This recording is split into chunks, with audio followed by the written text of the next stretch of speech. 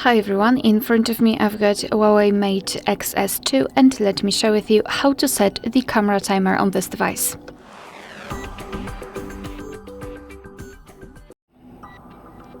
So let's begin with opening the camera app. And now we are in the standard photo mode. So all we have to do is to take a look at this left section, and there is a probability that you will have everything set in this position. So we have to scroll to the top and tap on this not edit but settings icon, so the gear icon. After tapping on it, we can scroll to this general section and tap on timer, and as you can see here we've got 4 different options, so off, 2, 5 and 10 seconds delay. So just tap on that option which you'd like to apply. I will pick 10 seconds delay.